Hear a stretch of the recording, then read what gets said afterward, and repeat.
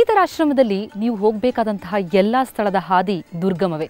ಆದರೂ ಕೂಡ ಕಾಡಿನ ಮಧ್ಯೆ ಇದಿರೋದ್ರಿಂದಾಗಿ ನಿಮಗೆ ಸಾಗುವ ಹಾದಿಯಲ್ಲಿ ಆನಂದ ಸಿಗುತ್ತೆ. ನಾವೀಗ ತೆರಳ್ತಾ ಇರುವಂಥದ್ದು ಶ್ರೀಧರ ಸ್ವಾಮಿಗಳು ಸ್ಥಾಪಿಸಿರುವಂತಹ ಧರ್ಮ ಧ್ವಜವನ್ನು ನೋಡಲಿಕ್ಕೆ. ಕಾಡಿನ ಹಾದಿಯಲ್ಲೇ ಅಲ್ಲಿ ಸಾಗಬೇಕು. ಬನ್ನಿ ಅಲ್ಲಿಗೆ ಹೋಗಿ ಬರೋಣ. ಅವರು ತಪಸ್ಸುಗೈದಂತಹ ಸ್ಥಳವನ್ನು ನೋಡ್ಕೊಂಡು ಬರೋಣ.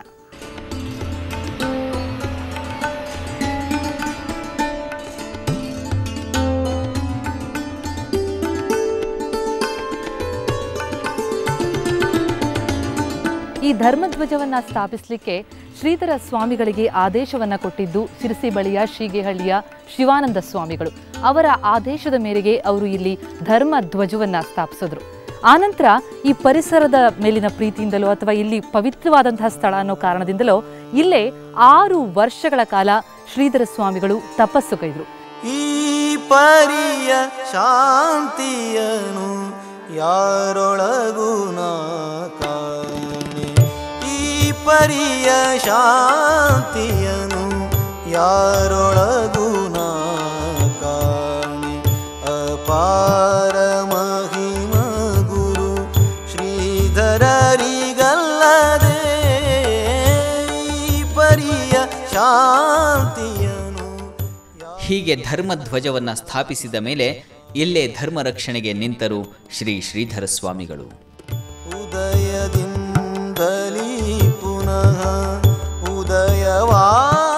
ಶ್ರೀಧರ ಸ್ವಾಮಿಗಳಿಂದ ಅದೆಷ್ಟೋ ಮಂದಿಯ ಮನೆ ಮನಗಳು ಬೆಳಕು ಕಂಡಿವೆ. ಬೀದಿಲಿ ಬಿದ್ದಿದ್ವಿ, ಎತ್ತಿ ಉದ್ಧರಿಸಿದ್ದಾನೆ. ಅನೇಕ ಘಟನೆಗಳು ನಡೆದಿದೆ. ಶ್ರೀಧರ ಸದ್ಗುರು ನನಗೆ ತೋರಿಸಿದ್ದಾನೆ. ನಾನೇ ಇದನ್ನು ಇದ್ದು ಮಾಡಿದ್ದೀನಿ ಅಂಥೇಳಿ ತೋರಿಸಿದ್ದಾನೆ. ಅಷ್ಟು ಪರಮ ಪವಿತ್ರ ಅವನು. ಅಮ್ಮ ಅಂತ ಕರೆದ್ರೆ ಸಾಕು, ಅವನು ಅಷ್ಟು ಅವನು ಏನು ವಿಷಯಗಳು ಹೇಳೋದಕ್ಕೂ ಕಡಿಮೆ ಆಗುತ್ತೆ. ಮಾತಿನಲ್ಲಿ ಹೇಳಕ್ಕೆ ಹೊರಟಾಗ ಇಲ್ಲಿ ದೂರದರ್ಶನ ಮುಂದೆ ಹೇಳೋದಕ್ಕೆ ಬಾಯಿ ಕಟ್ಟಿದಂಗೆ ಆಗುತ್ತೆ. ಹಾಗೆ ಇದ್ದಾಗ ಕೋಟಿ ಅನುಭವಗಳನ್ನ ಹೇಳಿದನವನು. ಶ್ರೀ ಪರಾತ್ಪರ ಪರಮಹಂಸನೇ, ಶ್ರೀ ಪರಾತ್ಪರ ಪರಮಹಂಸನೇ. ತ್ರಿಕಾಲ ಜ್ಞಾನಿಗಳು ನಾನು ಸ್ವತಃ ನೋಡಿದ್ದೇನೆ.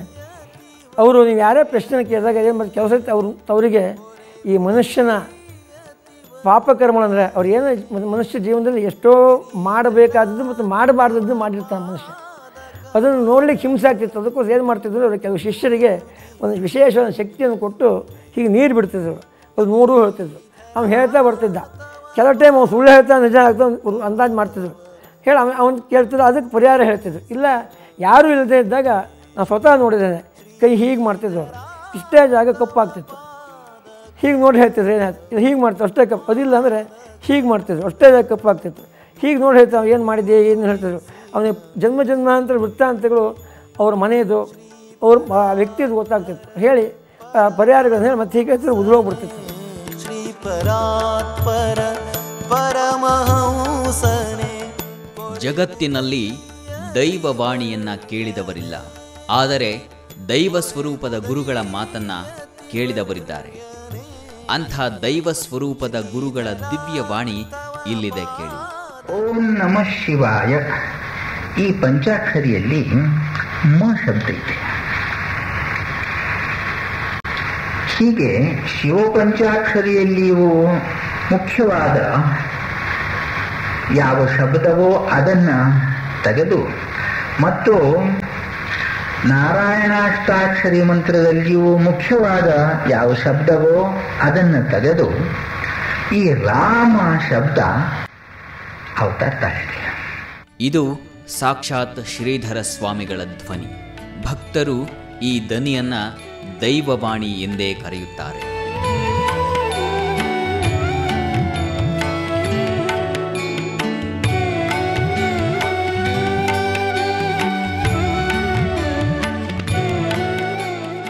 ಸ್ವಾಮಿಗಳು ವೈದಿಕ ಸಂಸ್ಕೃತಿಯ ಉಳಿವಿಗೆ ಸಾಕಷ್ಟು ಶ್ರಮ ವಹಿಸಿದ್ದರು. ಅವರ ಅಪೇಕ್ಷೆಯಂತೆ ಈ ಆಶ್ರಮದಲ್ಲಿ ಇಂದಿಗೂ ವೇದಾಭ್ಯಾಸ ನಡೆಯುತ್ತಾ ಬಂದಿದೆ.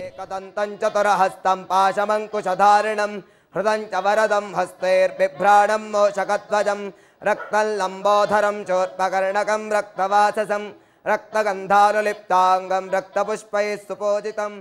ನನ್ನ ಹೆಸರು ಶ್ರೀಧರ್ ಭಟ್ ಅಂತ. ನಾನಿಲ್ಲಿ ಕಳೆದ 5 ವರ್ಷದಿಂದ ಕೃಷ್ಣ ಯಜುರ್ವೇದವನ್ನು ಅಧ್ಯಯನ ಮಾಡ್ತಾ ಇದ್ದೇನೆ. ಇಲ್ಲಿ ಋಗ್ವೇದ, ಕೃಷ್ಣ ಯಜುರ್ವೇದ ಮತ್ತು ಸಂಸ್ಕೃತ ಅಧ್ಯಯನವನ್ನು ಹೇಳ್ಕೊಡ್ತಾರೆ. ಇಲ್ಲಿ ಅಧ್ಯಾಪಕರು 4 ಜನ ಇದ್ದಾರೆ.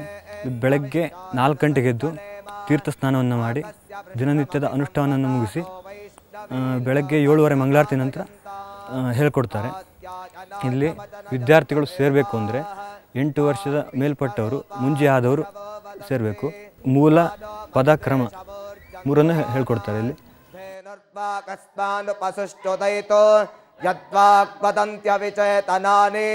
ರಾಷ್ಟ್ರೀ ದೇವಾನಾಂ ನಿಶಸಾದ ಮಂದ್ರ ಚತಸ್ರ ಊರ್ಜಂದು